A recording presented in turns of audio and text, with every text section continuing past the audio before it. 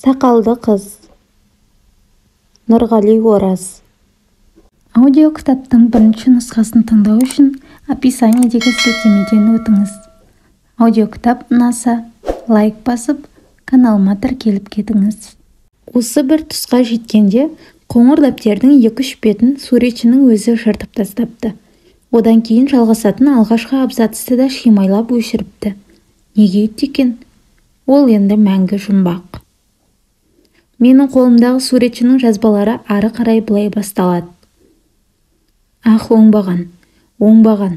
Фотожурналист болсан қайтейін, өзінде бір ұятта арда жоқ екен. Бүгінгі газеттегі суретті көргенде қаным басыма шапшып, ызаға булығып, теріме сыймай кеттім. Масқара, мына суреттің шыққанын білсе, қорланып өлетін болды бейшара қыз. Сенсация аулаған газеттегі сақалды қыздың суретін көргендердің екі көзі шекесіне шығып, бір-біріне саусақпен шұқып көрсетіп жатыр. Автобуста, көшеде келе жатқанда да мен солардың бірнешеуін байқадым. Апырай, адамдар осы қандай, Біреудің қасіреті біреуге қызық болып көрінетін нес? Оңбаған жылпос, қайтып түсіріп ала қойды екен. Сірә, байғұс қыздың безілдеп қашқанына да қарамай, алдарын орап, жанталасып жүріп түсірген ғой. Иә, ондай арсыздыққа барудан таймайды ол. Үміт тіпті бетін басып та үлгере алмапты. Қалың сақалы үйісіп, ап-анық көрініп қалыпты суретте. Рас, мен оған берген уәдемнен айныған жоқпын. Әйтсе де әлгі арсыз журналистпен бір қалада тұратындықтан өзімді бір түрлі кінәлі сезінемін. Осыдан соң әлгі тау бөктеріндегі ауылдан көпке дейін бір сұмдық үрейлі хабар күттім. Тіпті сол дерегі белгісіз беймәлім сұмдықтың алдын алу үшін ол жаққа әдейі барып та қайтпақ болдым. Бірақ әлденеге жүрексініп, өз жолымды өзім бөгей бердім. Бір жақсысы, ол жақтан ешқандай жаманат хабар естілмеді. Уақыт өткен сайын бұл оқиғаның да уыты қайтып, көңіліме ұя салған күдік ұшып кетті.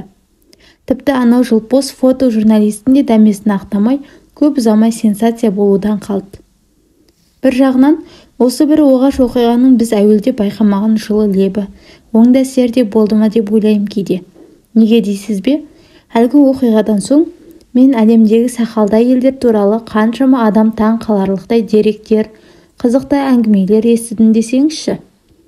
Олар тіпті өз алдарына цирк ашып, дүние жүзін аралап жүріп, өнер көрсетеді екен ғой. Сақалдарын әдейі ұзартып, әр нәрсеге әуес, қылт еткенге қызыққыш елдің көңілін аулап, мәс қылған бұлай тұрсын, сол арқылы мол табыс тауып, байитын да көрінеді. Біздің қалада суретшілерге ауадай қажет бояу, кенеп, қылқалам, мольберт, палитра секілді асай-мүсейлерді орталықтағы бір-ақ дүкенде сатады. Содан да болар, олардың бағасы удай қымбат. Алсаң ал, алмасаң қой, бәрібір қайта айналып бізге келесің дейтін сияқты. Бірде сол дүкенге қалтамдағы бар теңгемді қағып беріп, бояу-сояу алып шығып келе жатыр едім, кенет арт жағымнан біреу ағай деп дауыстағандай болды. Жалт қарасам, жап-жас бір бойжеткен маған қарап күлімсіреп тұр. Ағай, мені танымадыңыз ба дейді. Мұндайда қушыкеш жігіттер сияқты аяқ астынан әзіл тауып айтып, оп-оңай үйіріп ала қоятын мен бе? Аңқау басыма абдырап, жоқ деп шынымды айттым. Ол менің көзіме тура қарап жымиып тұрып, сіз бұрын біздің ауылға сурет салуға келіп едіңіз ғой деді. Апырай, қай ауыл еді? Мен дегенің мольбертінді қолтықтап, қай түкпірге, қай қиянға бармадым десеңізші. Тау бөктеріндегі ауыл. Есіңізде ме? Сізге мен суретімді салмай-ақ қойыңызшы деп жалынып едім ғой. Аңғал басын байқамай, әлгі сақалды қыз сен бе едің дегендей, егімнің астын бір сипап, тағы да бір әбес қылық жасап алдым. Мұным енді нағыз мұйғыланың әрекеті болды да шықты. Я, деді ол, екі бетінің ұшы ду етіп қызарып кетсе де басын изеп, күлімсіреп тұрып. Мен сіздің танымай қалатыныңызды білгенмін. Қайдан танейын дедім мен енді өз қателігімді жуып шаймақ болып. Ол кезде сен тұлым шалғың желбіреген кіп-кішкентай қыз едің. Енді міне, бой жетіпсің, мектепті де бітірген шығарсың. Ол басын изет. Өткен жылы бітіргенмін ағай, қазір осындағы медициналық колледжде оқып жүрмін. Кенет менің құлағыма сол баяғы кіп-кішкентай қыздың сурет сала алмаймын, дәрігер болуды армандаймын деген нәп-нәзік үні жеткендей болды. Бірақ оның сақалы бар еді ғой. Әлі де сол бұрынғыдай сурет салып жүрсіз бе? Мен басымды қайта-қайта шұлғыдым. Одан басқа менің қолымнан не келуші еді? Содан соң өзімше әзілдеген болып, сен де сол баяғыдай суретіңді салуға әлі де келіспейсің бе дедім. Ол білмеймін дегенде иығын қозғады. Уақыт көп нәрсені өзгертеді екен ғой, ағай. Сабақтан босаған кезде уақыт тауып менің шеберханама кел, екеуміз асықпай отырып әңгімелесейік дедім мен оған. Ол басын изеп, келемін деп уәде берді де, қол сөмкесінен кішкентай қойын дәптерін алып маған ұсынды. Мен оның шеберханам орналасқан көшенің атын, үйдің рет санын жазып бердім. Ой, жазуыңыз қандай әдемі деді ол күлімсіреп. Маржандай екен. Бала кезімде көркем жазу сабағын өте жақсы көретінмін. Қазір мектептерде ондай сабақ өтпейді, ағай. Өкінішті ақ. Сосын екеуміз қоштастықта мен шеберханама қарай асықтым. Оның мұнда қалай келгенін, қашаннан бері сыртынан бақылап тұрған мүлде байқамаппын. Кенептің бір бұрышындағы таудан аққан лайсаңдай қоңыр-қошқыл бояудың реңін сәл аша түсу керек пе, жоқ па деп, мольберттен бір-екі адым кейін шегінгенде көзім шалды. Ол босағада маған бір картинаға бір қарап күлімсіреп тұр екен. Я, сен келіп те қалған екенсің ғой дедім, мен өзімнің не айтып тұрғанымды өзім де түсінбей. Сіз жаңа жұмыс істеп жатқан кезде ән салдыңыз деді ол. Жай, ыңылдап қана. Мүмкін, ондай болады бізде. Мен бұрын естімеген ән екен. Ат не? Білмеймін дедім мен желкемді қасып. Ол сірә саған ғана емес, жалпы жұртқа беймәлім. Мұрын астынан мыңқылдап қана айтуға болатын ән болса керек. Оңашада адам не деп ыңылдамайды. Ол күміс қоңыраудай сыңғыр етіп күліп жіберді. Содан соң аңқау жылы біздің ауылға барғанда салған суреттеріңізді көрсетіңізші деп өтінді. Қас қылғандай, сондағы жазған пейзаждарымды осындағы бір ірі фирманың тұсаукесер тойына сыйлап жіберіп едім. Тек жақтау ағашы көнелеу жалғыз этюдым ғана қалғанды. Сөреден алып соны ұсындым. Ол өзі туып өскен тау бөктеріндегі ауылдың кішкентай бір бөлігін терезеден көріп отырғандай этюдтен көз алмай ұзақ үңілді. Мен оның бетіне қайта-қайта жалтақтап қарап, көкейімде тұрған сауалдың жауабын іздегендей болам. Самайынан төмен қарай түскен көкшілдеу жолақ із анық байқалды. Ұстарамен қарнып жүрме екен әлде? Ол менің неге тынышсызданып отырғанымды сезді, білем. Әлгі суреттен көз алмай отырып, қымбат бір француз кремін жағып жүрмін. Бірақ оның күші 2-3 күнге ғана жетеді. Содан соң қайтадан шыға бастайды деді. Үміт содан кейін бір ай бойы шеберханаға үзбей келіп жүрді де, кенет маған айтпай ауылына кетіп қалғандай мүлде көрінбей кетті. 1 күн, 3 күн, 5 күн өтті. 6-шы күнге айналғанда барып маған ақыл кірді. Апырау, дегенде не ойыма келмеген десеңізші. Оның пайдаланып жүрген крем таусылған ғой. Француз кремі. Өте қымбат деп еді-ау. Дереу киініп шеберханадан шықтым да, орталықтағы бір таныс дәрігер жұмыс істейтін емханаға қарай тарттым. Әлгі крем расында да өте қымбат болып шықты. Осыдан соң-ақ өтімдау деген картиналарымды арлы-берлі тасып, орталықтағы бай адамдардың офисін жағалап, әр қайсысына өлердегі сөзімді айтып жалынып жүріп, жарты бағасына әзер өткізіп, әлгі француздардың қымбат кремін сатып алып, үміттің жатақханасын қалай іздеп тапқанымды тәптіштеп айтпасам да болады. Ол медреседегі діндар қыздар секілді бетін ғана көрсетіп, басын ақ жібек орамалмен тұмшалап алыпты. Ой, бұл сіз бе едіңіз деп зорлана езу тартты ол мені көрген кезде. Бірақ көздері бұлтты күнгі көлдің бетіндей тұнжырап, мұңайып тұр екен. Шай дайындамақ болып еді, тамағым кеберсіп тұрса да қарсылық білдірдім. Сурет салып жүрсіз бе деп сұрады. Иә. Қандай суреттер? Әртүрлі. Әшейінде суреттесе суырылып ала жөнелетін әдетімнен жаңылып, тілім күрмеліп, айтуға сөз таба алмай, көміл жүрдім де қалдым. Қоштасарда қалтамдағы қымбат кремді оғын байқатпай, үстелдің үстіне қойып кеттім. Бүгін бір сәтті күн болды.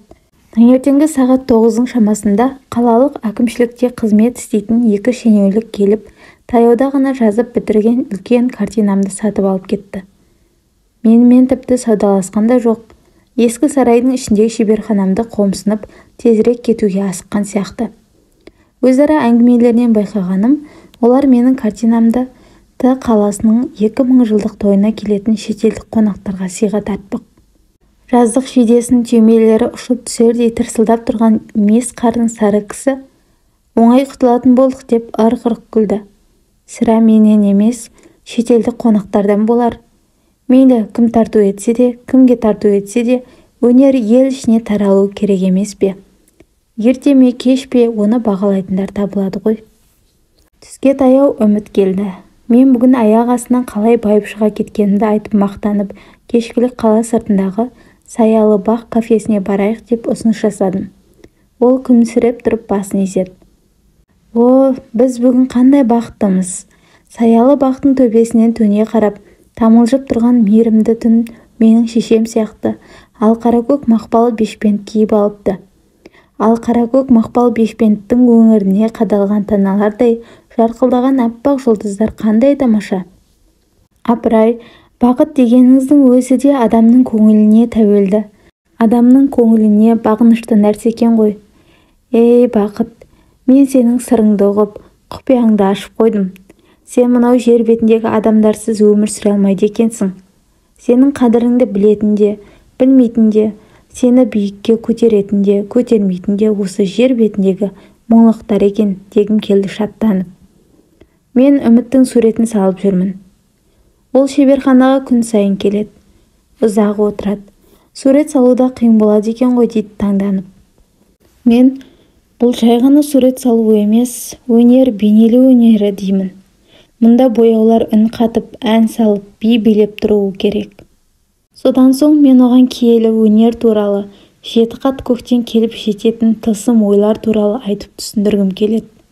Сөйтіп, сөйлеген сайын қызынып, өзімді өзім ұмытып кетем. Оны да ұмытамын. Күннен күнге мен оған бауыр басып бара жатқан сияқтымын. Сәл кешіксе, көңілім алаңдап күтемін. Келмей қалса іздеп барам. Ол менің өмірлік сыңарыма, осыған дейін қараусыз қалған айдаладағы ескі күмбездей құлазып келген жан дүниемнің шырақшысына айналған секілді. Бүгін міне екінші күн үміт шеберханаға келген жоқ. Түске дейін тықыршып күттім де, тағы да келмеуге айналғаныма деген ойдан дегбірім қашып, тез-тез киініп, автобус аялдамасына қарай асықтым. Бағытым белгілі. Оның неге келмей кеткенін де іштей сезіп келем. Тағы да сол. Таусылған ғой. Ол неге сонша қымбат? Біз үшін. Әрине біз үшін қымбат. Сондықтан да біз Алла жазды, біз көндік дейміз. Ал байларға түк емес. Олар сонда Алланың жазуына да қарсы күресе алатын болғаны ма? О тоба, мен не деп кеттім осы? Бірақ енді қарсы сұрап баратын да ешкімім қалған жоқ. Осыған дейін сұрай-сұрай достарымның да, таныстарымның да мазасын алып біттім. Олар мені көрсе, теріс айналып кететін болды. Жатақханаға бардым. Үмітке жолықтым. Ол тағы да басын орамалмен тұмшалап алыпты. Енді не істеймін? Ешқайда баруға зауқым соқпай, шеберханадағы фанер тақтаның үстіне киімшең қисая кеттім. Таңертеңгілік қатқаннан мен қара су ішіп отырып, соңғы бір айда үміттің портретінен басқа ештеңе жазбағанымды ойладым. Ал ол портрет әрине сатуға арналмаған, өзім үшін жазылған дүние. Әлі біткен жоқ. Бір нәрсе жетпейтін сияқты. Бірақ не жетпейтінін білмеймін. Мен үміттің портретін алдына барып, қадала қарап біраз тұрдым. Кеше ғана көңіліме нұр құйып, жүрегімді алтын бесікке салып тербеткен сурет бүгін мүлде ұнаған жоқ. Жансыз бейне, сұлу да сымбатты да емес. Бір жасандылық бар. Иә, жасандылық. Жасандылық, жасандылық, жасандылық. Жоқ, мен оның бейнесін осындай күйде көргім келген.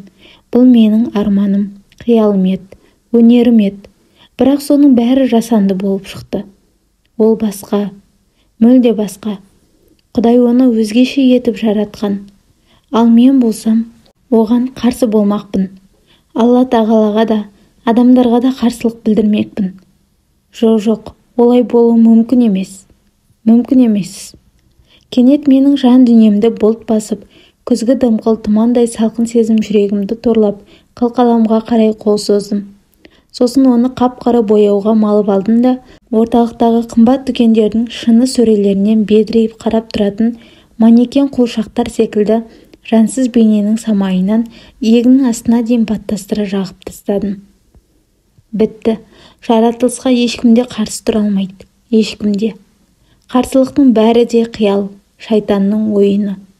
Кенет арт жақтағы ашық есіктен түсіп тұрған күн сәулесін әлдекім көлегейлеп, «Иә, енді дұрыс болды» деді бәсең үн қатып. Мен селк ете түстім.